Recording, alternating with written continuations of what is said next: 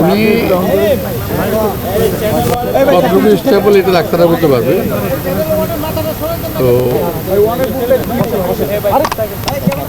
যে অত্যাচারটা ওনার উপরে হয়েছে বিগত সরকারের সময়, তার রেজাল্ট আমরা এখন পাচ্ছি, এখন দেখতে পাচ্ছি তাকে ওনার এই ভালো থাকে এই খারাপ থাকে, এই ভালো থাকে এই খারাপ থাকে।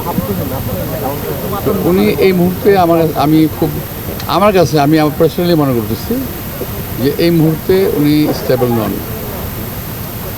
তো আরও একটু ইমপ্রুভ চিকিৎসা পেলে হয়তো ভালো হবেন, ভালো থাকতে পারেন। যেটা আমাদের দায়িত্ব, আমি চেষ্টা করব যে ওনাকে সুস্থ করার জন্য যতটুকু ট্রিটমেন্ট করা দরকার করবো, তো করার চেষ্টা করবো। আমরা ট্রিটমেন্ট করবো ডাক্তার।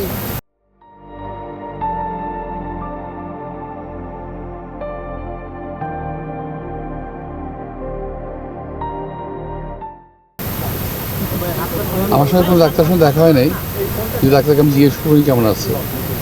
তা আমি যতটুকু দেখছি, আমি যতটুকু বুঝি, আশেপাশে সবার সঙ্গে কথা বললাম যে she is not perfectly alright,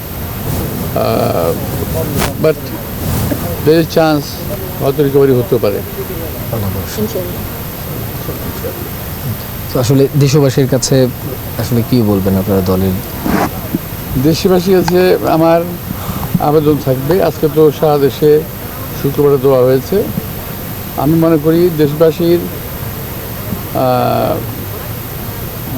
আমাদের ম্যাডামকে খুব ভালোবাসে, এবং সেই ক্ষেত্রে শুধু মসজিদ মাদ্রাসায় নয়, ব্যক্তিগতভাবেও আমি আমার দেশের মা বোন ভাই মুরব্বী যারা আছেন তারা যেন ব্যক্তিগতভাবে একটু দোয়া করেন ওনার জন্য।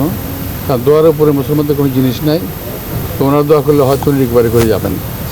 এমন একটা খারাপ সময় ম্যাডাম আসছিল, খুব খারাপ সময় ছিল, বাট উনি রিকভারি করছেন। সেবারে আমরা আশা করি রিকভারি করবেন।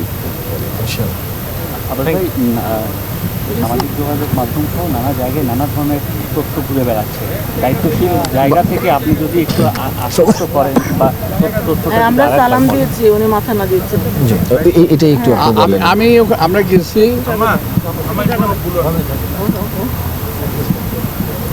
আমরা ওখানে গেছি একটু পিছনে যান নাই।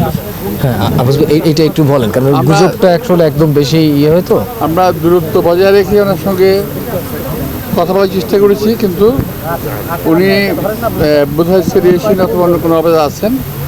তো উনি আমাদেরকে চিনতে পেরেছেন এবং আমরা সালাম দিয়েছি, তার রিপ্লাইও দিয়েছেন।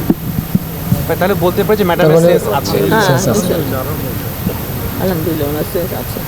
তো আমার আবেদন থাকবে যে সারা দেশের মানুষ শুধু মসজিদ মাদ্রাসা নয়, ব্যক্তিগতভাবে যেন ওনারা ম্যাডামের জন্য দোয়া করে, এটুকু আবেদন থাকবে আমার।